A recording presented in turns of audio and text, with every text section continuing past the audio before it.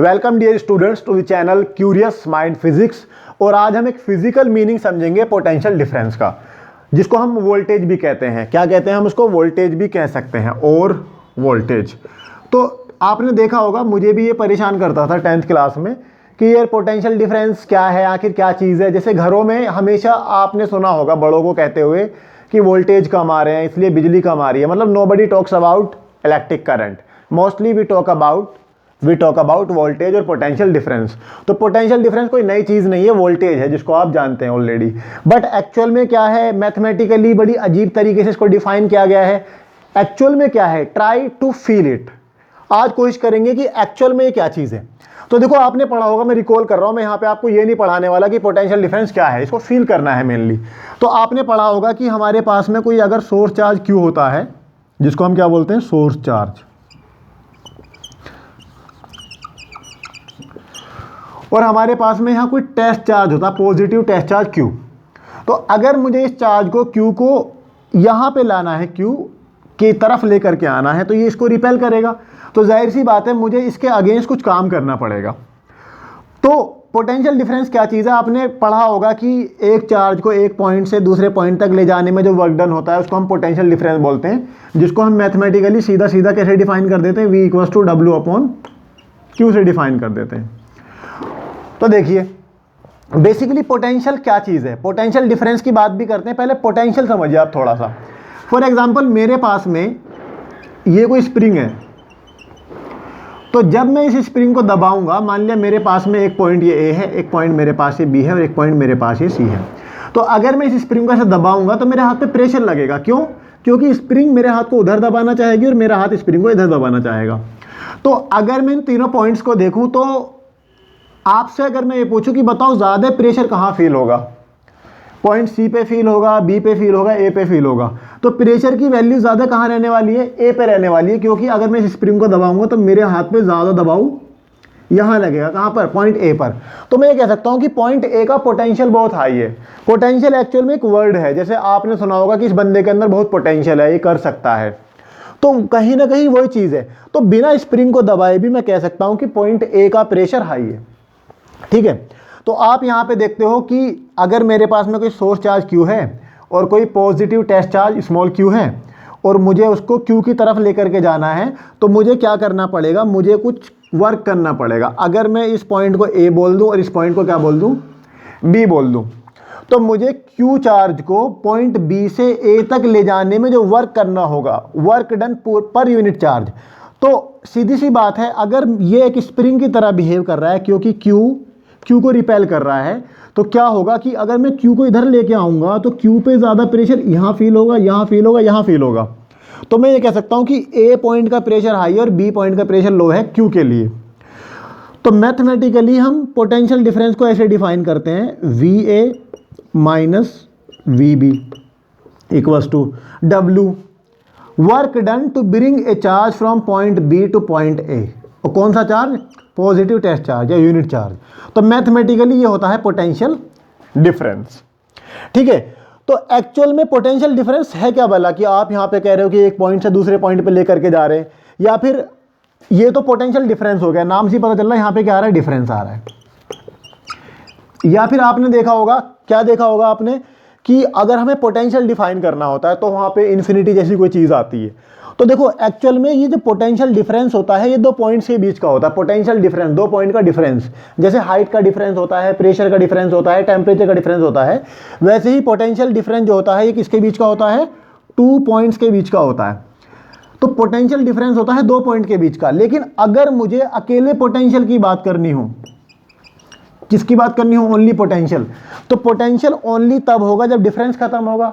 Difference खत्म तब खत्म होगा जब यहाँ पे बी वाला फैक्टर खत्म हो जाएगा। वी भी यहाँ से क्या हो जाएगा, वी को हमें करना पड़ेगा 0। तो इसके लिए हमारी मजबूरी हो जाएगी, क्या मजबूरी हो जाएगी, कि हम जो है चार्ज को इनफाइनाइट से अगर लेकर के आएंगे मैथमेटिकली, ऐसा नहीं कि चांद से उठा के चार्ज को ला रहे हैं, सूरज से उठा करके ला रहे हैं। मैथमेटिकली अगर हम पॉजिटिव टेस्ट चार्ज को क्यू से लेकर के आएंगे, तो बेसिकली आप बड़ी क्लासेस में जाके पढ़ेंगे कि पोटेंशियल डिफरेंस होता है वहाँ पे इलेक्ट्रिक फील्ड भी होता है, चार्ज के चारों तरफ एक फील्ड पैदा हो जाता है। ठीक है। जैसे मैग्नेट के चारों तरफ मैग्नेटिक फील्ड होता है, ऐसे ही चार्ज के चारों तरफ एक फील्ड होता है, अगर चार्ज हमारा रेस्ट पे होता है, जिसको इलेक्ट्रिक फील्ड बोलते हैं। तो हम ये मानते हैं कि इन्फिनिटी पे इलेक्ट्रिक फील्ड जीरो है, तो हम ये मानते हैं कि इन्फिनिटी पे पोटेंशियल भी कितना है, जीरो है। अभी मैंने ये बात नहीं करी कि पोटेंशियल क्या है, अभी आप थोड़ा सा मैथमेटिकली चीज़ों को डाइजेस्ट करो।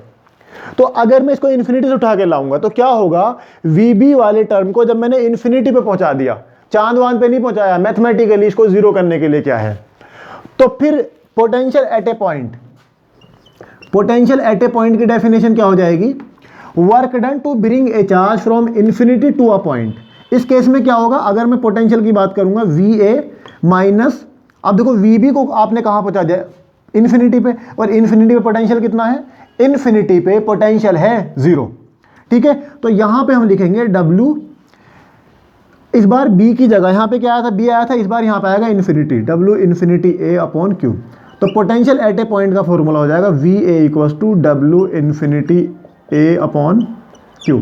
अब आप ये कहेंगे यार ये क्या कहानी चल रही है अजीब सी, इन्फिनिटी से उठा के ला रहे हैं, किसी चार्ज को उठा के ला रहे हैं कि चांद पे जा रहे हैं, ऐसा कुछ नहीं है। पोटेंशियल डिफरेंस को पोटेंशियल बनाने के लिए हमको इस टर्म को जीरो करना था, किसको, वीबी वाले टर्म को जीरो करना था, इसलिए हमको मैथमेटिकली से इन्फिनिटी पे ले जाना पड़ा। ठीक है, खैर हमारा पॉइंट यह है कि हमें ये समझना है कि पोटेंशियल डिफरेंस आखिर है क्या भला, आखिर इसका रोल क्या है इलेक्ट्रिसिटी में। आपने एक गाना सुना होगा, लगे 440 वोल्ट छूने से तेरे, तो आखिर वहाँ पे वोल्टेज की बात क्यों की गई है, वहाँ पे ये नहीं बोला कि करंट लगे बल्कि वोल्टेज लगे। इसका मतलब करंट से भी ज़्यादा खतरनाक चीज़ क्या है, वोल्टेज है। तो देखिए समझते हैं। तो देखिए जैसे आपने देखा होगा फ्लो के लिए क्या चीज़ ज़रूरी है, फ्लो के लिए क्या चीज़ ज़रूरी है, फ्लो के लिए ऊंच नीच का होना बहुत ज़रूरी है।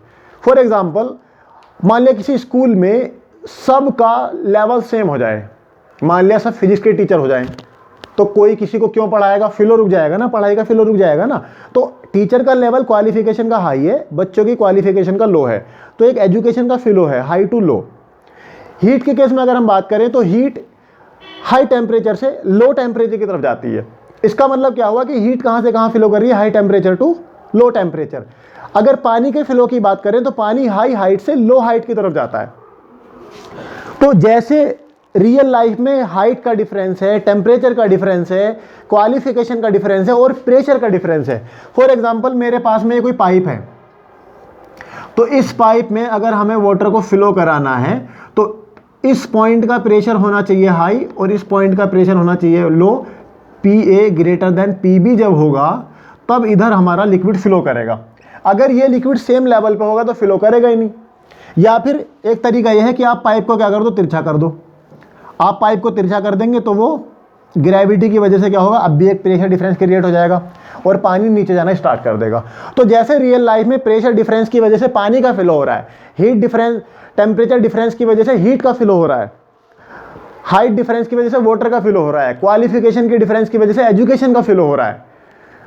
या ऐसे समझ लो अगर सब बहुत ज़्यादा मालदार हो जाएंगे तो कोई एक दूसरे के यहाँ मजदूरी करनी बंद कर देगा, मतलब सबका लेवल पैसे के मामले में सेम हो जाएगा।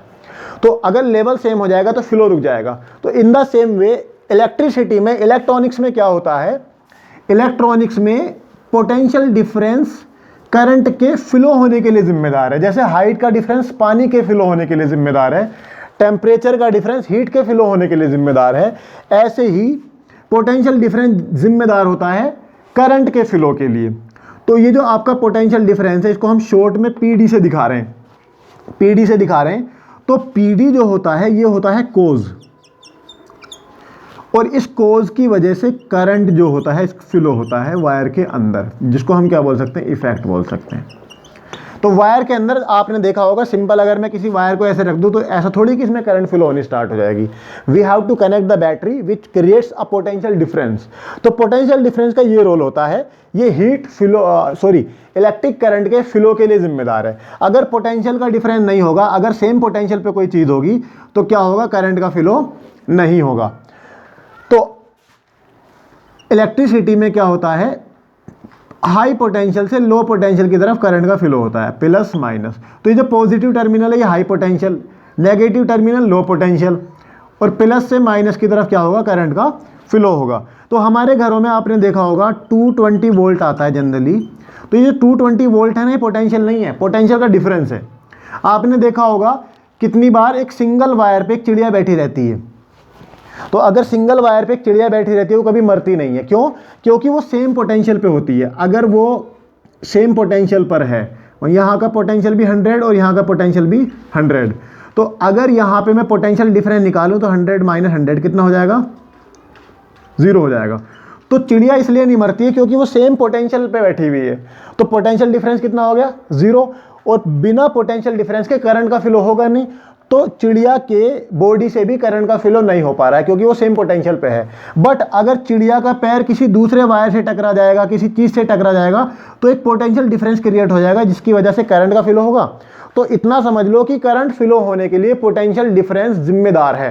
पोटेंशियल डिफरेंस होना चाहिए, हाई पोटेंशियल, लो पोटेंशियल। अब थोड़ा समझते हैं इसका क्या मतलब है कि लागे 440 वोल्ट। आखिरकार सलमान खान ने ये बात ही क्यों बोली? सलमान खान ने ये क्यों नहीं बोला 11 वोल्ट, 11,000 वोल्ट? क्योंकि अगर 11,000 वोल्ट लगता तो फिर हीरोइन वो मूवी में रह ही नहीं पाती। तो देखिए, जैसे आपकी 10th क्लास की बुक में क्वेश्चन है कि V = 11 वोल्ट, इस बात का मतलब क्या है?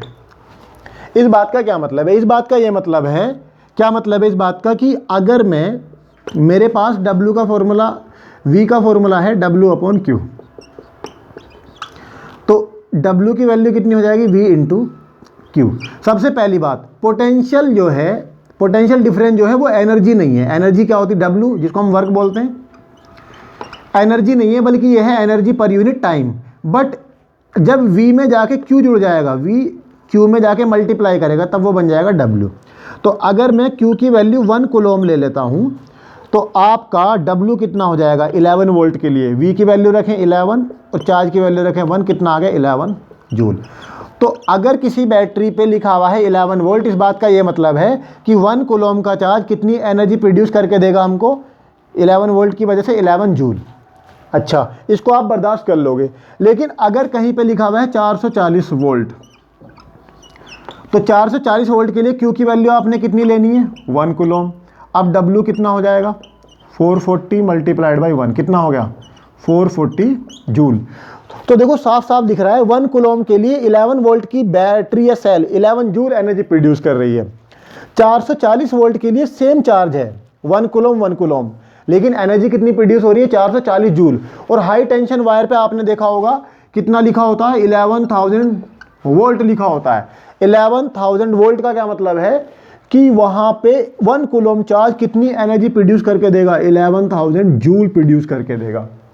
तो साफ साफ दिख रहा है चार्ज से ना बल्कि क्या चीज चेंज हो रही है? पोटेंशियल डिफरेंस चेंज हो रहा है। ऐसे समझ लो कि मेरे पास में कोई चीज है, मेरे पास में कोई डंडा है, उस डंडे से मैं हिट करूं किसी को तो उसका इफेक्ट कुछ और होगा, और सेम डंडे को अगर मैं जॉन सीना को दे दूं तो इसका इफेक्ट कुछ और होगा। इसका मतलब डंडा सेम है, स्टेट चेंज हो रही है, पोजीशन चेंज हो रही है। तो अल्टीमेटली पोटेंशियल डिफरेंस किसी पर्टिकुलर पोजीशन की प्रॉपर्टी होती है, कहीं का हाई कहीं का लो। जैसे स्प्रिंग के केस में स्टार्टिंग में देखा था, यहाँ का हाई प्रेशर है, यहाँ का लो प्रेशर है, यहाँ का और भी लो प्रेशर है। और एग्जांपल देखो, जैसे मान लिया आपको समोसे की दुकान लगानी है और आपके यहाँ पे कोई बाजार लगता है, तो बाजार में समोसे की दुकान लगाने का पोटेंशियल कितना होगा? बहुत हाई होगा। आपने दुकान खोली नहीं है वहां पे, आपने दूर से कह दिया कि पोटेंशियल क्या है? हाई। अब वो एनर्जी में कन्वर्ट कब होगा? जब आप समोसे बेचेंगे, उससे आपको पैसा मिलेगा। In the same way voltage energy नहीं है, वो है एनर्जी पर यूनिट टाइम। जब उसमें जाकर के चार्ज मिलेगा, V × Q होगा, तब वो बनेगा W। तो ये होता है पोटेंशियल डिफरेंस का मतलब। आई होप आपको क्लियर हो गया होगा। तो अल्टीमेटली हम ये कह सकते हैं कि जो पोटेंशियल डिफरेंस है ये करंट फ्लो होने के लिए जिम्मेदार है, किसी पर्टिकुलर लोकेशन की प्रॉपर्टी है, बस इतना है। और एक एग्जांपल मेरे दिमाग में और आ गया, मान लिया मेरे पास में 1 लीटर पानी है, मैं उसको मग में भर के किसी के ऊपर फेंकता हूं तो उसका असर अलग होता है। उसी पानी को अगर मैं बाइक धुलने वाले प्रेशर पाइप से किसी के ऊपर मारता हूं तो उसका प्रेशर अलग होता है, उसका इफेक्ट अलग होता है। पानी सेम है, पोजीशन चेंज हो रही है। तो चार्ज सेम है, पोजीशन चेंज हो रही है, लोकेशन चेंज हो रही है। तो potential difference is nothing but the property of a particular location. कहीं का हाई होगा, कहीं का लो होगा, कोई नई बला नहीं है। ये सब चीज़ें मैथमेटिकली हैं, क्योंकि फिजिक्स में हमें ये भी बताना पड़ता है कि कौन चीज़ कितनी है, किस पे डिपेंड करती है, उसको क्वांटिफाई करना पड़ता है, हमारी मजबूरी होती है। तो ये सारी चीज़ें इन्फिनिटी से उठा के लाना वाना ये सब मैथमेटिकल है। आई होप आपको क्लियर हो गया होगा कि आखिर पोटेंशियल डिफरेंस है क्या भला।